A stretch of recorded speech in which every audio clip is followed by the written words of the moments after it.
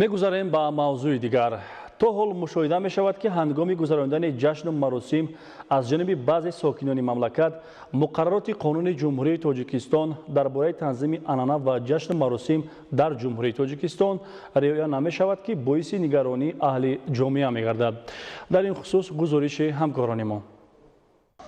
موافق طلبات ماده 8 قانون جمهوری تاجیکستان درباره تنظیم عنعنه و جشن و مراسم در جمهوری تاجیکستان جشن زادروز به طور اختیاری تنها در دایره عائله به اشتراک صنعتکاران و به ذبح چاروا باید گذرانده شود. معین کرده شد که ساکنین ناحیه اسماعیل سامانی شهر دوشنبه حفیظ و فیروزه موسویونا طلبات این ماده قانون را دغلانه ویران نموده است. طور از نوارها برمی‌آید سرآینده فیروزه حفیظ و در یکجایی با یکچند همکسب خود زادروزش را قید نموده است. پروکراتورای ناحیه اسماعیل سامانی شهر دوشنبه پرونده حقوق ویرانکنی مأموری را نسبت به رعایت و اجرا نگردیدن مقررات ماده 8 قانون مذکور آغاز نموده مورد سنجش قرار داد. همین طریق شهروند حفیظ و فیروزه با این کردارهای خود حقوق ویرانکنی مأموری در قسم 1 ماده 481 کدکس حقوق ویرانکنی جمهوری تاجیکستان پیش بینی شده که جوابگری مأمور را برای رعایت نکردن ترتیب مقرر نموده قانونگذاری جمهوری تاجیکستان درباره تنظیم عنعنه و جشن و مراسم معین میکند صادر نموده است. حالت مذکور در اساس طلبات ماده 93 کدکس حقوق ویرانکنی مأموری جمهوری تاجیکستان به سود ناحیه اسماعیل سامانی شهر دوشنبه برای بررسی ارسال کرده شد.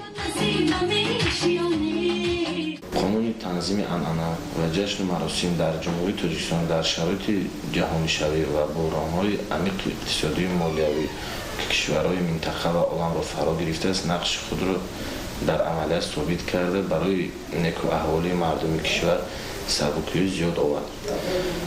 رسم و آیین‌های نالازم تدریجاً از بین رفته مردم امکان پیدا کرد که بیشتر به مسائل عائلوی شخصی توجه ظاهر نماید.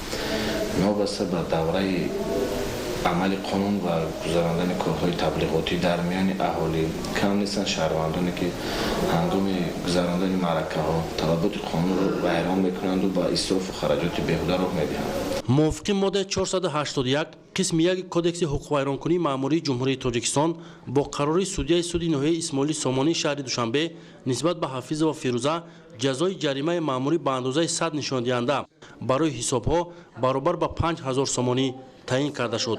باید گفت که قانون جمهوری تاجیکستان درباره تنظیم عنعنه و جشن و مراسم در جمهوری تاجیکستان با تقاضای رشد جامعه عنعنه و جشن و مراسم را تنظیم نموده به حفظ ارزش‌های اصیل فرهنگ ملی و احترام به سنت‌های مردمی برای بلند برداشتن وضع اجتماعی و اقتصادی شهروندان جمهوری تاجیکستان روانه گردیده است. رحمت الله پیرزاده، بهادر قربان برای برنامه اخبار.